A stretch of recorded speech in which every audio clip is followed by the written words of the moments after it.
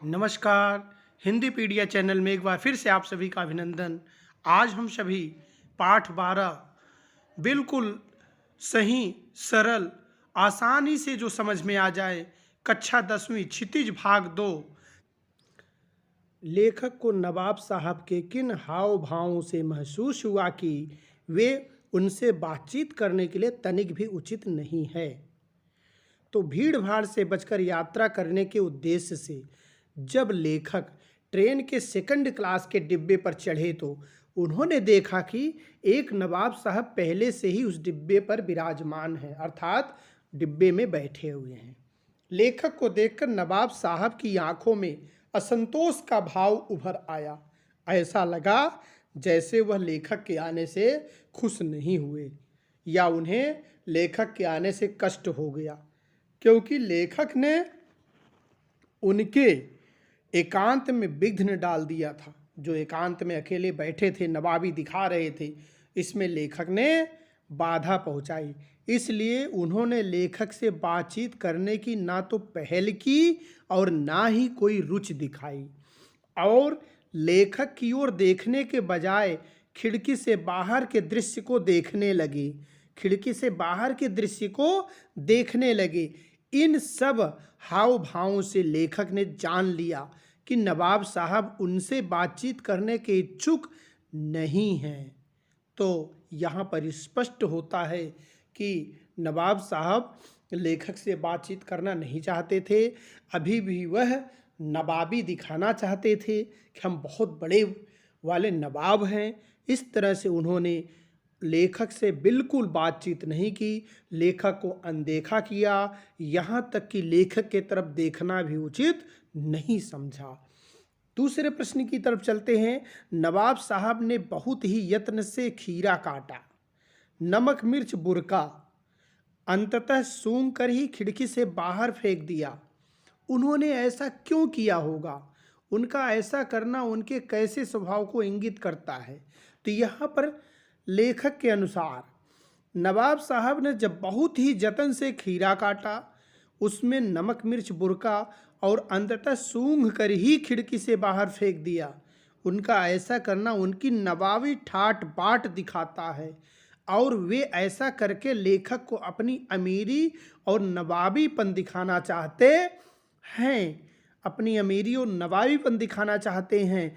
जैसे लेखक के अनुसार उनका ऐसा करना दंभ, घमंड, मिथ्या प्रदर्शन और उनके व्यवहारिक खोखलेपन की ओर संकेत करता है।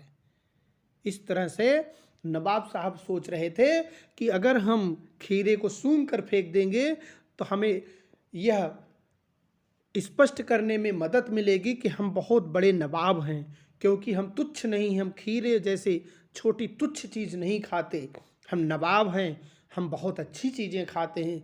इसलिए खीरा काटा, उस पर नमक मिर्च आदि भुरभुरा किया, डाला, लेकिन उसे सूंघ कर फेंक दिया कि खाने की चीज़ नहीं, नवाबों के खाने की चीज़ नहीं है, इसमें हमारी नवाबी खत्म हो जाएगी।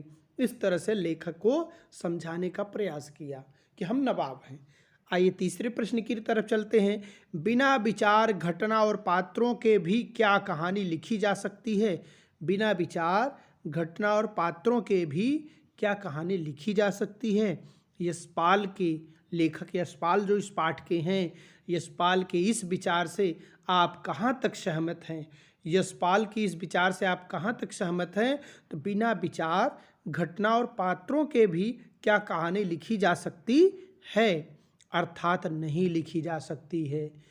और मैं भी लेखक के इन विचारों से पूर्णतया सहमत हूँ, क्योंकि कहानी किसी घटना का विशेष वर्णन करती है, जैसे कब, क्यों और कैसे। इसका अर्थ है कि वह घटना कब हुई, क्यों हुई, कैसे हुई, और कोई भी घटना पात्रों के बिना अधूरी है, क्योंकि पात्र ही संवाद से उस घटना को व्यक्त करते हैं।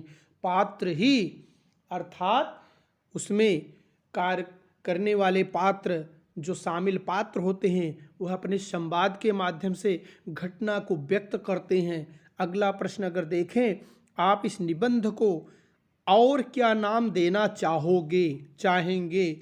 आप इस घटना को और क्या नाम देना चाहेंगे? तो इसके लिए इसके उत्तर में आप ऐसे सरल शब्दों में लिख सकते हैं कि मैं इस निबंध को दूसरा नाम देना चाहूँगा नकली अंदाज। जैसे एक उदाहरण मैंने लिया है नकली अंदाज, क्योंकि नवाब साहबाओं का समय तो कब का जा चुका था और उनकी नवाबी भी बहुत पहले ही छिन चुकी थी, लेकिन दिखावे की प्रकृति अभी भी बरकरार है। अभी भी वह नवाबी दिखाना चाहते हैं।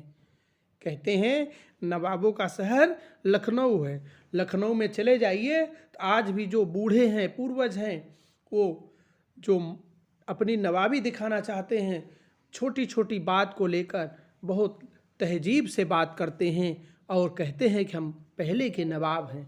इस तरह से आप इसका उदाहरण लिख सकते हैं। रचना और अभिव्यक्ति का यह प्रश्न 5 का क जो है, नवाब साहब द्वारा खीरा खाने की तैयारी करने का एक चित्र प्रस्तुत किया गया है। इस पूरी प्रक्रिया को अपने शब्दों में व्यक्त कीजिए। तो खीरा खाने की जो चित्र प्रस्तुत किया गया, उस प्रक्रिया का यह आएगा अर्थ। कैसे लिखेंगे इसका उत्तर? क, नवाब साहब पैसेंजर ट्रेन के 2nd क्लास के डिब्बे में आराम से एकांत में बैठे हुए थे। खीरा खाने की इच्छा से 2 ताजे चिकने खीरे एक तौलिए पर निकाल के रखे।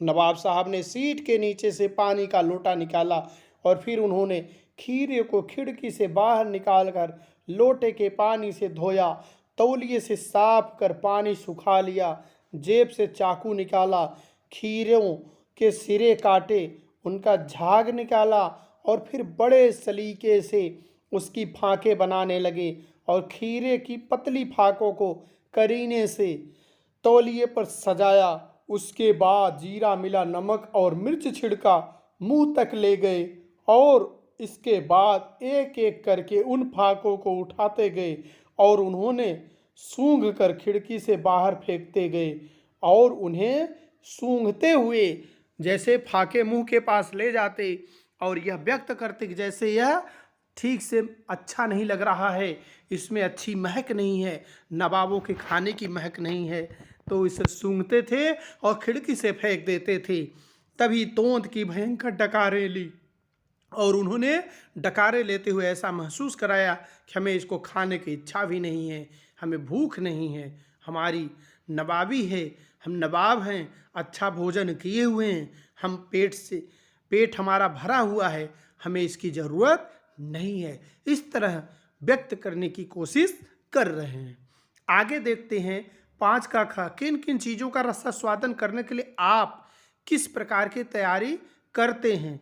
तो आप इसके उत्तर स्वयं लिख सकते हैं, लेकिन आपको लिखने के लिए मैंने प्रयास भी किया है ताकि आप आसानी से लिख सकें।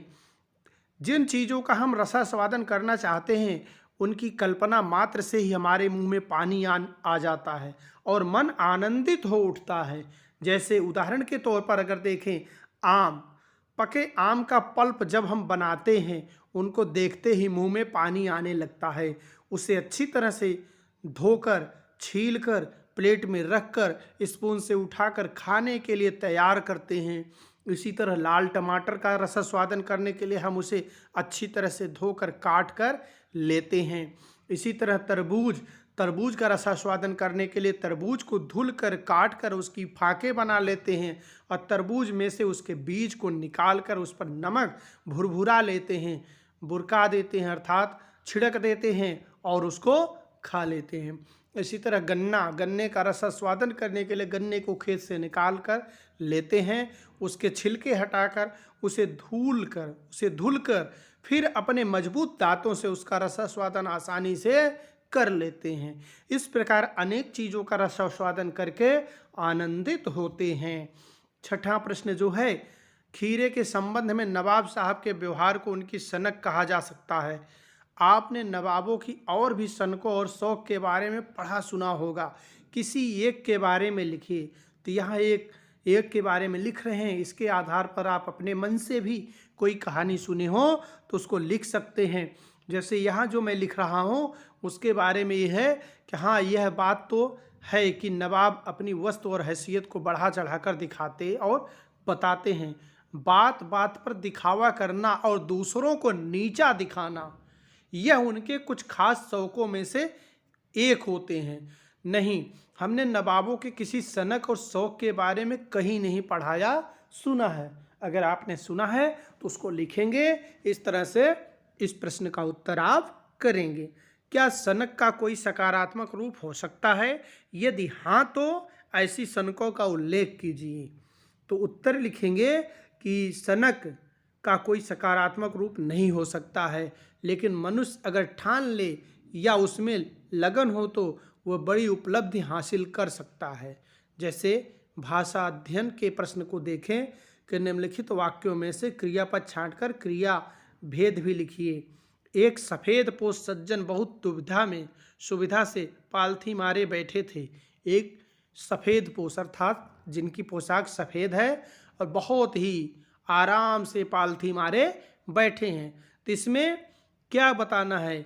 बैठे थे, क्रियापद छांटना, बैठे थे। अब बैठे थे क्रियापद है और क्या है? अकर्मक क्रिया। क्रिया का भेद क्या है? अकर्मक क्रिया। नवाब साहब के संगीत के लिए उत्साह नहीं दिखाया, तो यहाँ क्रियापद क्या है? दिखाया। दिखाया क्या है? क्रिया। और कैसी क्रिया है दिखाया? सकर्मक क्रिया। ठाली बैठे कल्पना करते रहने की पुरानी आदत है। ठाली बैठे शब्द जो लिखा गया है आदत के लिए कहा गया है, आदत है। आदत है यहाँ क्रिया के रूप में प्रयोग हुआ है जो सकर्मक क्रिया है।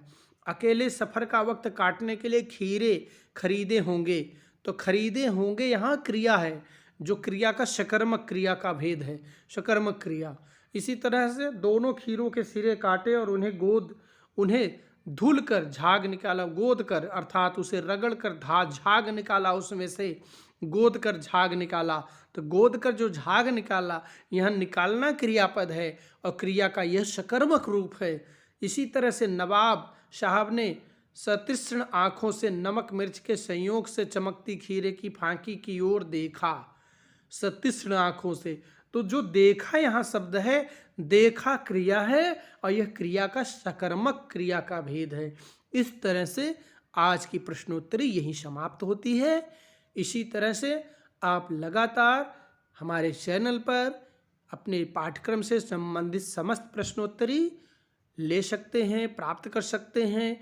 इसके लिए आपको मेरा चैनल सब्सक्राइब करना होगा ताकि आपको समय पर हमारे द्वारा अपलोड की गई प्रश्नोत्तरी मिल सके।